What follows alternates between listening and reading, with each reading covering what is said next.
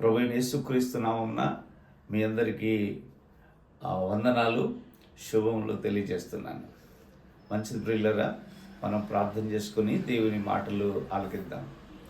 దయగల మా తండ్రి, కృపగలిగిన ప్రభువానికి స్తోత్రాలు. మీ మాటల చేత మమ్మల్ని దర్శించండి. మీ మాటలు మమ్మల్ని బ్రతికించి, మీ మాటలు మాకు వెలుగును కలగజేసేవి. తండ్రి, మీకు వందనాలు. నన్ను మరుగు చేసి మీరు మాట్లాడి మీ నామకు మహిమ తెచ్చుకోండి. యేసు నామమున ప్రార్థించి వేడుకొంచున్న పరమ తండ్రి, ఆమేన్. ప్రియులరా, ఈరోజు యోహాను సువార్త 3వ అధ్యాయం 16వ వచనంలో ఉన్న మాటని మనం ధ్యానం చేద్దాం. అక్కడ దేవుడు లోకమును ఎంతో ప్రేమించెను అని రాయబడింది. 3 పదాలు కనబడుతున్నాయి. దేవుడు లోకమును ఎంతో ప్రేమించాను. ఈ దేవుడు ఎవరు అనంటే ఆయన సృష్టికర్త, ఆయన బలమైన దేవుడు, ఆయన ప్రార్థన ఆలకించువాడు, ఆయన ఆమెన్ అనువాడు, ఆయన అంతటా అన్ని సమయాల్లో ఉండగలిగినవాడు, ఆయన స్వస్థపరచువాడు, ఆయన సార్వభౌమాధికారం కలిగినవాడు, ఆయన గొప్పవాడు. ఈ దేవుడు అన్ని నామముల కంటే ఆయన నామం పైనామం. కనుక ఈ దేవుడు ఆయన యొక్క ఔన్నత్యం, ఆయన గొప్పతనం, ఆయన వంటి వారు ఎవరు లేరు. అందుకే ప్రభు అన్నాడు, నేను తప్ప వేరొక దేవుడు నీకు ఉండకూడదు అని అన్నాడు. నేనే దేవుడిని. కనుక ఆయన అంతటా ఉండగలిగిన వాడు అని మోషేతో చెప్పాడు. నేను ఉన్నవాడను అని అన్నాడు. మరి లోకంలో ఉన్నదంతయు శరీరాశ, నేత్రాశ, జీవడంబము అని రాయబడింది. లోకంలో మనుషులమైన మనం ఉన్నాం. లోకము పాపముతో నిండి ఉంది. పాపం అంటే దేవుడు చెప్పిన మాటను వినకపోవడమే. దేవుడు చేయొద్దు అన్నదాన్ని చేసినా, చెయ్యమని చెప్తే చేయకపోయినా అది పాపం అవుతుంది. అదే ఆజ్ఞను అతిక్రమించడం అని రాయబడింది. కనుక మనుషులు పాపం చేస్తూ ఉన్నారు. పాపం వలన వచ్చు జీతం మరణం అని రాయబడింది. పాపానికి పనిష్మెంట్ వస్తుంది. ఉదాహరణకి, స్కూల్లో పిల్లలకి హోంవర్క్ ఇస్తే హోంవర్క్ చేయకపోతే టీచర్ కొడతారు. పనిష్మెంట్ నానా రకాలు కదూ. అట్లాగే మనుషులు కూడా పాపం చేస్తే, పాపం అంటే మానవులకు ఆలోచన ఏంటంటే బాహ్యంగా కళ్ళకి కనబడేవి అని అనుకుంటారు. కానీ అంతరంగంలో కూడా, మనస్సులో కూడా ఎవరికి కనబడకుండా మనుషులు పాపం చేయడానికి అవకాశం ఉంది. మనుషులు పాపం చేస్తే దానికి తగిన శిక్ష లేక దాని ప్రతిఫలం మనుషులు అనుభవించాల్సి వస్తుంది. కనుక మరి పాపము చేసిన ప్రతి మానవుడు శిక్ష పొందుతాడు. దైవ గ్రంథం చెప్తుంది అందరూ పాపం చేశారని. మరి అందరూ పాపం చేస్తే, అందరూ శిక్షను అనుభవిస్తే, అందరూ మరణించాల్సి వస్తే మరి ఎవరుంటారు? దేవుడు ఆయన ప్రేమ కలిగినవాడు. ఆయన ప్రేమ కలిగినవాడు కనుక ఆయన మనుషుల్ని తయారు చేసినప్పుడు లేక సృష్టించినప్పుడు తన పోలిక చొప్పున చేసుకున్నాడు. దేవుడు సృష్టి చేసినప్పుడు అన్నీ కూడా కలుగునుగాక అని అన్నాడు. కానీ మానవుని లేక నరుని తయారు చేసేటప్పుడు కలుగునుగాక అని అనలేదు. దేవుడు ఒకవేళ కలుగునుగాక అంటే తప్పకుండా మానవుడు కూడా అయిపోతాడు. కానీ ఎందుకో దేవుడు అలా చేయడానికి ఇష్టపడలేదు. అప్పుడు కొంతకాలం తీసుకుని చాలా ఆలోచన చేశాడు. దేవుడు తన పోలిక చొప్పున తన స్వరూపంలో చేసుకున్నాడు. ఎందుకు మానవుని చేసుకున్నాడంటే దేవుడు మానవునితో సహవాసం చేయడానికి, లేకపోతే మాట్లాడడానికి. హానోకుతో దేవుడు మాట్లాడుతూ ఉండేవాడు. హానోకుతో దేవునితో నడిచాడు. కనుక దేవునితో సహవాసం చేయడానికి.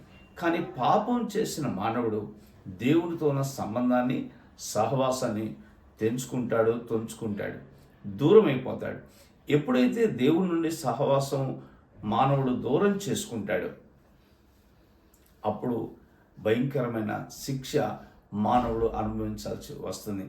కానీ మానవుడు నశించడం దేవునికి ఇష్టం లేదు. అందుకే చాలామంది ప్రవక్తలు ప్రభు పంపించాడు, ప్రవక్తల మాట మనుషులు వినలేదు. అయితే దేవుడే స్వయాన మరి భూలోకానికి దిగివచ్చి మానవాళి కొరకు తన రక్తం కార్చడానికి ఆయన ప్రణాళిక రూపొందించాడు. పాపం నుంచి విమోచించబడాలి అంటే, లేక మానవుని పాపం తీసివేయబడాలంటే ఒక పరిశుద్ధిని రక్తం చెందించబడాలి. భూలోకంలో ఎవ్వరూ పరిశుద్ధులు లేరు. ఆయన పరిశుద్ధుడిగా పుట్టాడు, పరిశుద్ధుడిగా జన్మించాడు. ఆయన పరిశుద్ధమైన రక్తం ఆయన కలువరి శిలువలో మన కొరకు కార్చాడు. ఆయన రక్తం కార్చాడు. ఎవరైతే ఆయన ఆయన ఆయన రక్తం కార్చాడు, ఆయన దగ్గరకు వచ్చి నేను పాపిని అని చెప్తే ప్రభు క్షమిస్తాడు. ప్రేమించే వ్యక్తి ప్రేమించబడే వ్యక్తి కొరకు త్యాగం చేసేవాడు ఉండాలి, ఉంటాడు. మరి అలా త్యాగం చేయగలిగిన వాళ్ళు ఎవరు లేరు. భూలోకంలో ఎవరైనా తల్లిదండ్రులైనా లేక సొంత వారైనా ఎవరికైనా బ్లడ్ కావాలంటే ఇస్తారు, కానీ ఒకరి కొరకు ఎవరు ప్రాణం పెట్టరు. యేసుక్రీస్తు ప్రభువారు మన కోసం తన సిలువలో బలియాగమై ఆయన రక్తం కార్చి మన కొరకు చనిపోయాడు, సమాధి చేయబడి తిరిగి లేచాడు. ఎవరైనా నేను పాపిని ప్రభువా అనంటే ప్రభువు క్షమిస్తాడు, ఆయన రక్తంతో కడుగుతాడు. అందుకే యోహాను రాసిన మొదటి పత్రిక మొదటి అధ్యాయంలో ఈ మాట రాయబడింది. యేసు రక్తము ప్రతి పాపము నుండి మనల్ని పవిత్రులుగా చేస్తుంది. ఈరోజు ఇంకా పాపంలో ఉన్నవాళ్ళు ఎవరైనా ఉంటే యేసు ప్రభు, నువ్వు ఎవరివైనా పర్లేదు, యేసు ప్రభువును అందరినీ ప్రేమిస్తున్నాడు.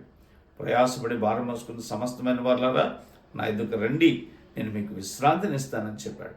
ఎవరు ఆయన దగ్గరికి వచ్చినా ఆయన చేర్చుకుంటాడు, క్షమిస్తాడు. కనుక ఈరోజు దేవుని వాక్యం వింటున్న ప్రియ సహోదరి సహోదర, తెలియక పాపం చేసి ఇంకా పాపంలోనే ఉన్నట్లయితే శిక్ష తప్పదు అని తెలుసుకున్నాక ఆ శిక్ష నుంచి తప్పించబడాలంటే ఒకే ఒక మార్గం. అందుకే యేసు ప్రభు అన్నారు, నేనే మార్గం. కనుక ఆ యేసయ్య మార్గం గుండానే లేక యేసు ద్వారానే, యేసు వలననే మనకు పాప విమోచన, పాప విముక్తి. పాపము నుండి మనము విమోచించబడితే యేసు రక్తము మనల్ని పరిశుద్ధులుగా చేస్తుంది. ఎవరు పరిశుద్ధులుగా చేయబడతారో, యేసుక్రీస్తు ప్రభువారు ఆయన పరిశుద్ధుడు. మనము యేసు రక్తం ద్వారా పరిశుద్ధులమవుతే మనము ప్రభుతో ఉండడానికి అర్హతను సంపాదించుకుంటాం. మనము పరిశుద్ధులం అవ్వటమే కాదు, లోకంలో పరిశుద్ధులుగా జీవించాలి. పరిశుద్ధులుగా జీవించాలంటే ప్రతిదినం ప్రార్థన చేయాలి, ప్రతిదినం దేవుని వాక్యం చదువుతూ అర్థం చేసుకొని అన్వయించుకొని దాన్ని అనుసరించాలి. దేవుని వాక్యం, అందుకే దావీదు ఆ కీర్తన గ్రంథంలో మనం చూస్తాం, నేను పాపము చేయకున్నట్లు నా హృదయంలో నీ వాక్యం ఉంచుకున్నాను. దేవుని వాక్యం మనం పాపం చేయకుండా పరిశుద్ధులుగా జీవించడానికి దోహదపడుతుంది. ప్రియులరా, ఈ మార్గం గుండా మనం ప్రయాణం చేస్తే నిత్య జీవాన్ని స్వతంత్రించుకుంటాం. కనుక వాక్యం విన్న ప్రియ సోదరి సోదరుగా, దేవుని నిన్ను ప్రేమిస్తున్నాడు. నీవు కూడా ఆయన ప్రేమించడానికి ఇష్టపడితే ప్రభు దగ్గరికి వచ్చి నీ జీవితాన్ని అప్పగించుకుంటే ఆయన నీ హృదయంలోకి వస్తాడు. ఆయనను తన బిడ్డగా చేసుకుంటాడు. ఆయన తన సొత్తైన రాజులైన యాజక సమూహంగా నిన్ను చేసుకుంటాడు. మనం కూడా ఆయనతో ఉండడానికి ప్రభు మనం తీసుకుని పెడతాడు. ఎంత గొప్ప ధన్యత, ఎంత గొప్ప ఆధిక్యత. ఈ ధన్యతను ఆధిక్యతను పొందుకుంటావా? ఒకవేళ నిజంగా నీవు పొందుకోవడానికి ఇష్టపడితే ప్రభుది వైపు చూస్తావా? చిన్న ప్రార్థన చేసుకుందాం. దయగల మాత్రం నీకు వందనాలు. ఎంత ప్రేమ కలిగిన దేవుడు అయ్యా. మా కొరకు ఎవరు ప్రాణము పెట్టలేదు, ఎవరు ప్రాణం పెట్టలేరు. మీరు మమ్మల్ని ప్రేమించి మా పాపను పరిహరించడానికి రక్తం కార్చారు. యేసయ్యా, ఈ మాటలు విని నన్ను క్షమించు ప్రభువా, నన్ను కూడా నీ బిడ్డగా చేసుకో అని ఎవరు ప్రార్థన చేస్తున్నారో వారిని మీ రక్తంతో కడిగి నీ బిడ్డలుగా స్వీకరించి దేవా, పరలోక రాజ్యానికి అర్హులుగా చేయాలని కోరుతూ మీ చేతులకు అప్పగించుకుంటూ మీరు ఇచ్చిన మంచి మాటలకై కృతజ్ఞతలు చెల్లిస్తూ యేసు నామమున ప్రార్థించి వేడుకొంచున్న పరమ తండ్రి, ఆమేన్. మన తండ్రి అయిన దేవుని ప్రేమ, రక్షకుడైన యేసుక్రీస్తు వారి కృప, ఆదరణకర్త అయిన పరిశుద్ధాత్మ దేవుని దీవెన మనందరికీ సదాకాలం తోడైనను గాక. ఆమె మీలో ఎవరికైనా ప్రార్థన అవసరతలుంటే స్క్రీన్ మీద కనబడే ఈ నెంబర్కి మీరు కాల్ చేయొచ్చు, మీరు వాట్సాప్ మెసేజ్ పంపచ్చు. మేము మీకోసం ప్రార్థన చేస్తాం. May God bless you.